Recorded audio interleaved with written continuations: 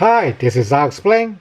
This is another I'll Explore where I will compare the Gundam Mark II with the Gundam Mark I's and talk about why I keep saying the Gundam Mark II have a lot of influence from the Gundam ground type when in fact Gundam Mark II from Zeta Gundam was released or aired in 1985, saying it was inspired by the ground type, which was not released until the year 95. So why is a decade-old design coming from one that's decade later? That is because Okawara, obviously the designer for all three of these Gundams, made a conscious decision to create the Gundam ground type to be the missing link for Gundam Mark 1 RX-78 to Gundam Mark II RX-178.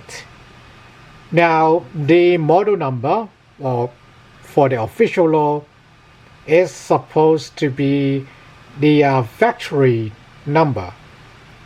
So 178 is actually saying the 8th model made in the Arsenal 17 for the Titans. However, from the designer notes and interview, we know it's called RX-178 because it is a direct successor of the RX-78. Like most, or basically how I roll, I'll explain. I interweave the production behind the scenes productions or pre-productions with what is actually presented in the law to create a complete narrative. That is not to say it is uncanon for Titans to name the Gundam Mark II RX-178. In fact, I think it's pretty intentional that they make or finish off Gundam Mark II in Factory 17 to make it to have the 178 number as the next generation of RX-78. And Okawara, to his credit, he sees the discrepancy between the Mark I and the Mark II, and decades later, when he is given a chance, he created the RX-79G, a slightly more developed model of the Gundam Mark I, and rudimentary have a hint of Gundam Mark II. Now also bear in mind, the original Gundam toys were not under Bandai's banner. So Gundam Mark II is actually Bandai's first Gundam. So they have a lot of incentive to create a direct lineage for Mark II. Anyways, as usual, before I start to make comparisons, I was starting with bits that I don't get to show in the explanation video because of the format, me having trouble reading the script, and some text are just horrible. First is the Mark II's Hyper Bazooka. I mentioned how it have optics, and yeah, they are not very pronounced. Well, you can see it clearly, have a circle, but you can't really tell what's around the bazooka. You can still sort of see the lips of it here, and then this front post supposed to be a alignment optic. So people who have some background in gunnery or read a lot of military stuff would know that for a long cannon you would want something at the end of the barrel to align with the main optic so that your shot is straight, or if it's not straight, how much you have to offset them. Like I said, the bazooka magazine is not removable, but it still sculpts the attachment clamp, or where the attachment clamp would connect it for it to be stored inside the shield or the side skirts. Yeah, the back vents are just a slab, but this G-frame also went ahead to provide some side vents for the bazooka. But if you put this on Mark II's shoulders, it's actually blasting into the backpack beam saber storage. So I mean, they look good, but not as practical as a simple slab. In fact, let's have a bazooka comparison. The middle one is the Mark II Hyper Bazooka. The one on the right is the standard Federation Space Force or common Hyper Bazooka in the 1 Year War. And this one on the left is the ground type rocket launcher upside down to have the similar form factor. And you can clearly see they have removable magazine. There are optics. That is the common between the ground type one and the Mark II one, but the general design of the Mark II is basically the same as the 1 Year War one. While we are at it, let's compare their beam rifles. The one in the middle is the Mark II's. You can see the back near the mostly the receiver end, and then the general shape of the gun is very similar to that of the RX-78, but the angular casing and the angular optics is clearly of the ground type. Like I said, Okawara designed the ground type one as a bridge between the Mark II and the RX-78. So actual progression would look more like this. Now, unlike the beam sabers for the G-frame hands, which needs to be squared for them to hold, the Mark II beam sabers are supposed to be squared so that they will sit flush with the Mark II's backpack vector thrusters. Just want to show that. And while we are at it, let's try to show more of the Vulcan module.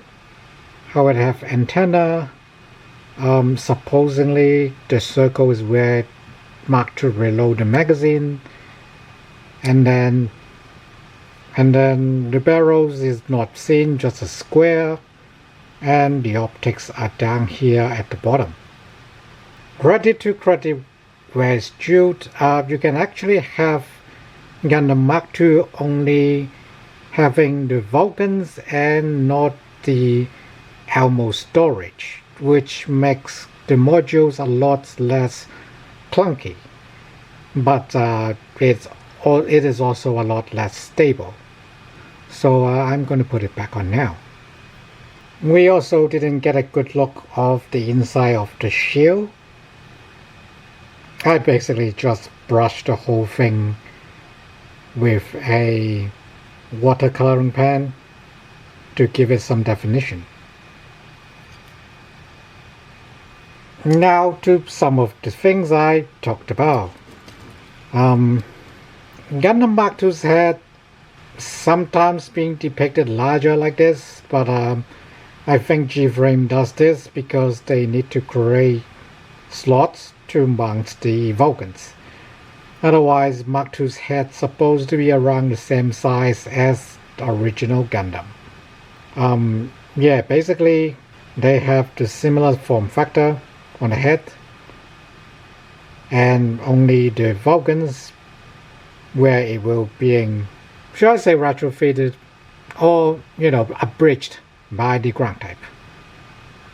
Same goes for the chest. You can still see the vents, The cockpit is still at the belly, but original Gundam definitely have a lot of protection left to be desired, while Mk 2 is just a thick module for the pilot's protection. For the skirts, original Gundam definitely is more minimalistic.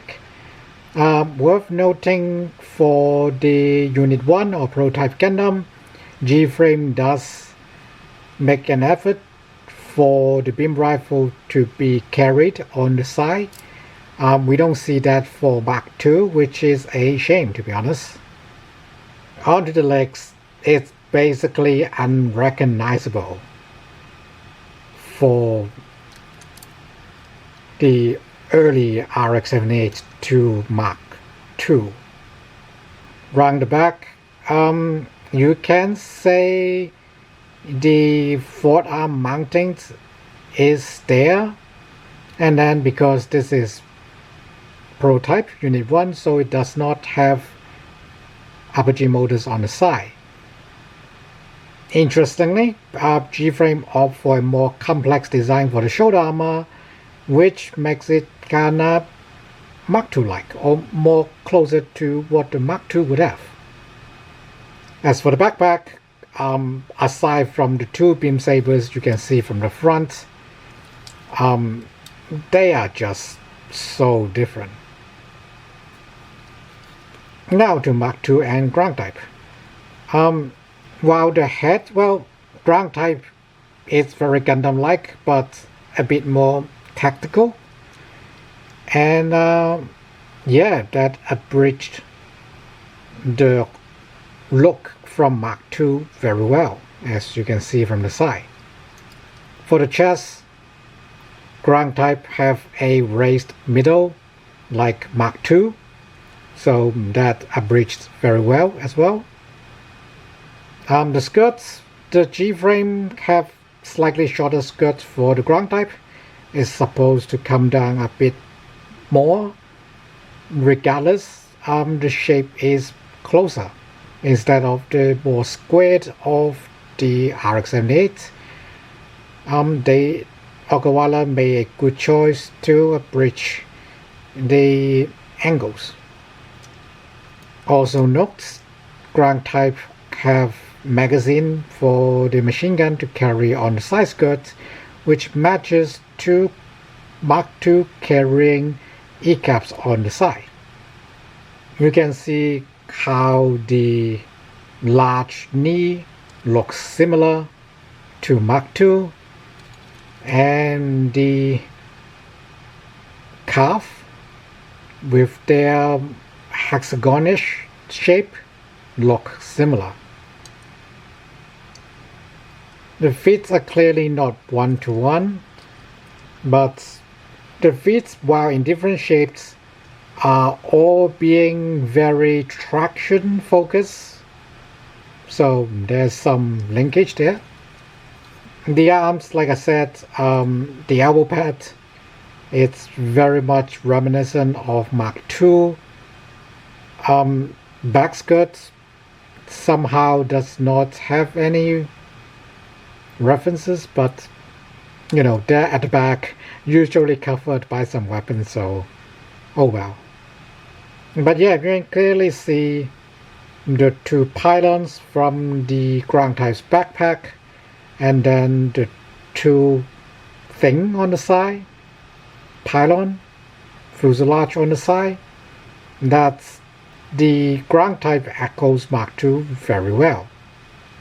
Now of course, that is not the only ground type, nor is this the only RX-78. With Mudrock, we can see some of the late war commonality, like the apogee motors on the skirts, apogee motors on the side of the shoulder armor, and the thrusters on the calf. Obviously it's super huge on the Mudrock, but a lot more manageable on the Mk 2. while Mudrock does have a bigger knee pads, they are not an extra reinforced piece like it is on the Mk2. Having said that, there are ground type based Gundam that have some spacious features. Blue Destiny Unit 3 with the more, how should I say, symmetrical chest. It has more resemblance to the Mk2, but the front skirts are more RX-78 like, so that goes down in familiarity. Although if we get to the legs, same knee pads and same enlarged calf thrusters. Oh, and the back of the lower legs is surprisingly similar despite very one-year war design to the Mk2s.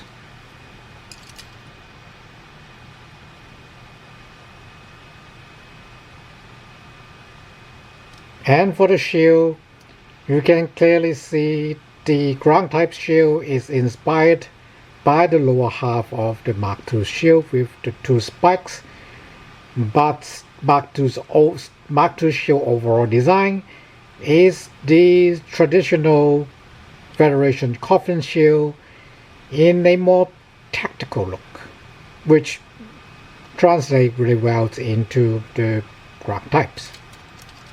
So, if we have to talk, so that's why in my explain video I put Mk2 as a convergence of RX-78 and RX-79, because Okawara, after the Mk2's creation and asked to redesign or design some extra Gundams for one-year war or happen in other theaters, he obviously come up ideas that would lead back to the Mk2, which to me it's very good mechanical design and language and consistency, and it is something that a lot of what I will call good Gundam designers. A lot of Gundam designers